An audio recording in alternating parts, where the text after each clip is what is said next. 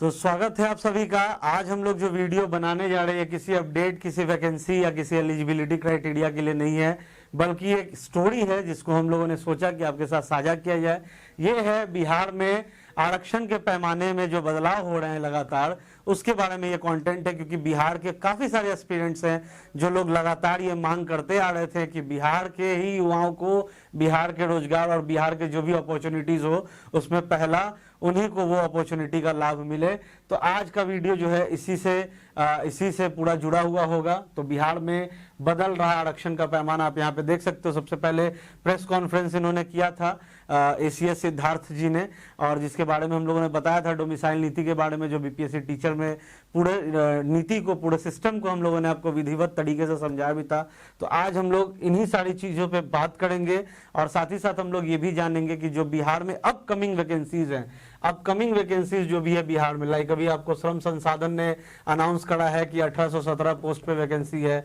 Bihar SSC कार्यालय परिचारी ने भी बहुत बड़ी वैकेंसी अनाउंस की है, जिसका फॉर्म भी भरा जा रहा है। तो इसमें कैसे कैसे ये जो आरक्षण का जो पूरा ताना बाना है कैसे बदल रहा है। तो सबसे पहले यहाँ पे जो अभी रिसेंटली हम लोगों ने देखा था कि बिहार शिक्षक भर्ती में डोमिसाइल पॉलिसी लागू हो गया था, जिसमें कि 84.4% जो है रिजर्व्ड हो गया था किनके लिए, जो बिहार के मूल निवासी थे।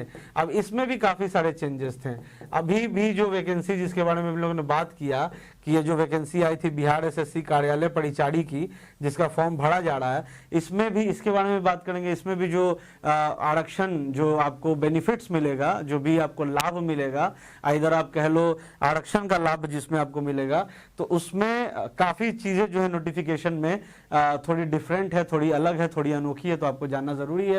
84.4% सबसे पहले तो हम लोग जानते हैं कि मूल निवासियों के लिए, जो बिहार राज्य के, उनके लिए ये बीपीएससी टीचर में हो गया था। 15.6% जो है अनरिजर्व कैटेगरीज के लिए ये आपका हो गया था, ठीक है ना। मतलब डोमिसाइल नीति लागू, उसमें भी क्या था, एसीएस सिद्धार्थ जी ने कहा था कि ये जो बचे हुए 15.6% है, इसमें भी बिहार के लोग, बिहार के जो मूल निवासी हैं, इसमें भी कॉम्पीट करेंगे, ठीक है ना। ऐसा नहीं है कि ये 15.6% जो है वो सिर्फ अनरिजर्व के लिए रहेगा, बल्कि इसमें भी बिहार के मूल निवासी कॉम्पीट करेंगे दूसरे स्टेट के स्टूडेंट से, एस्पिरेंट से, और ये तो आपका रिजर्व था ही बिहारियों के लिए। अब आइए, उसमें एक चीज और था, एक पेज था, ठीक है ना। डोमिसाइल तो आप मान लो कि आप यहाँ बिहार के हो, बिहार का अपने आवासीय प्रमाण पत्र जो बनता है वो आपने बनवा लिया तो आपको डोमिसाइल का लाभ मिल गया, लेकिन ऐसा नहीं था।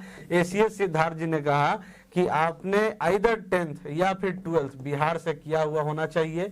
अब आप सीबीएसई बोर्ड से किए हुए हो कि बिहार बोर्ड से किए हुए हो कि आईसीएसई बोर्ड से किए हुए, दैट डजंट मैटर, ठीक है ना। आपका जो भी स्कूलिंग हुआ है 10th एंड 12th का, वो आपका बिहार राज्य से हुआ होना चाहिए, तभी आपको डोमिसाइल का लाभ मिलेगा। ये प्रेस कॉन्फ्रेंस में कहा गया था।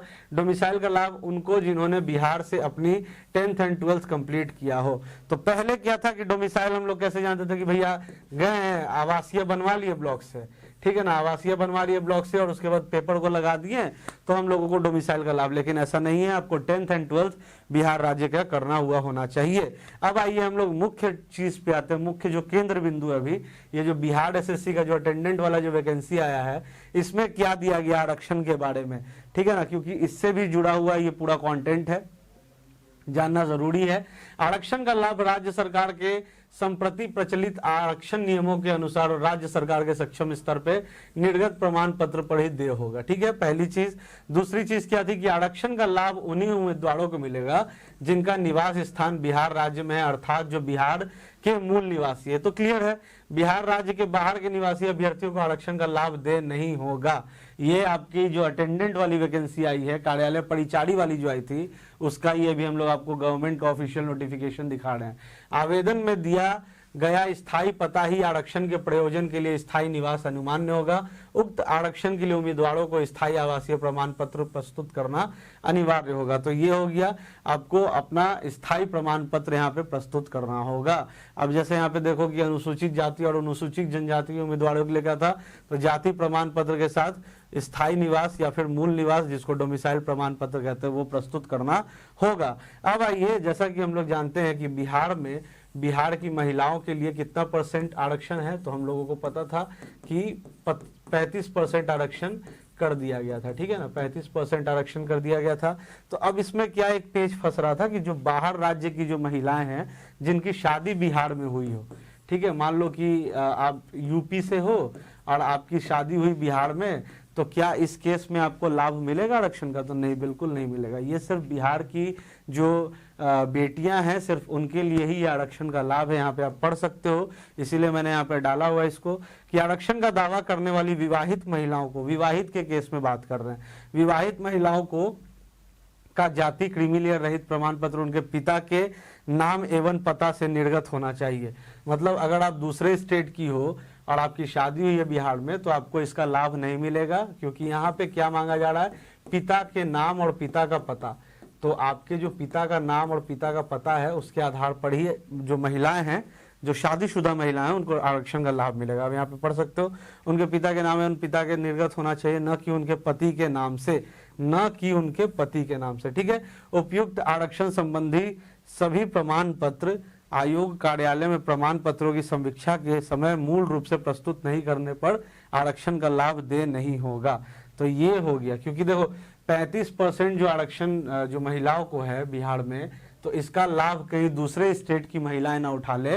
तो इसीलिए यहाँ पे क्या एक कंडीशन लगा दिया गया कि जो भी डॉक्यूमेंट्स होंगे, है ना, आप जो भी डॉक्यूमेंट्स प्रस्तुत करोगे वो आपके पिता के नाम और पिता के पते के आधार पे ही उसको मान्य होगा, ठीक है ना। अगर पति का नाम पति का पता है तो उसको माना नहीं जाएगा। तो ये एक चीज हो गया। उसके बाद दूसरा चीज हम लोगों ने जो बात किया बीपीएससी टीआरई में जो डोमिसाइल नीति के बारे में बात किया, उसके बाद हम लोगों ने यहाँ पे देखा था कि आरक्षण का लाभ किनको मिलेगा, तो सिर्फ बिहार राज्य के जो होने चाहिए मूल निवासी उनको मिलेगा। उसके बाद डोमिसाइल के साथ आपको कौन सा अगर डॉक्यूमेंट जो अलाइन करना हो ताकि आपको उसका लाभ मिलेगा, तो वो होगा 10th और 12th का कंप्लीट जो आपने किया हुआ हो बिहार राज्य से, किसी भी बोर्ड से किया होना चाहिए, उससे कोई मतलब नहीं है, लेकिन बिहार राज्य से आपकी स्कूलिंग कंप्लीट हुई होनी चाहिए, तभी आपको इन सभी चीज़ों का लाभ मिलेगा। तो ये था एक स्टोरी, एक छोटा सा कंटेंट, क्योंकि बिहार में लगातार ये मांग उठ रही थी, है ना। बीपीएससी टीचर से ही ये सुगबुगाहट शुरू हुई थी, स्टूडेंट्स ने मांगना शुरू कर दिया था कि जो बिहार का जो भी अधिकार है वो पहले बिहारियों के लिए होना चाहिए। तो उसके बाद सरकार ने ये सारे फैसले लिए। तो ये कंटेंट, ऐसे अपडेट्स, ऐसे रेगुलर कंटेंट्स के लिए आप सब्सक्राइब कीजिए हमारे लिख पढ़ यूट्यूब चैनल को। और एग्जामिनेशन बिहार में लगातार वैकेंसीज आ रही है, तो उसके टेस्ट सीरीज के लिए आप हमारे लिख पढ़ ऐप को डाउनलोड कीजिए और टेस्ट सीरीज दे करके अपने स्किल्स को, अपने प्रैक्टिस को और भी अच्छे से मजबूत कीजिए। Thank you.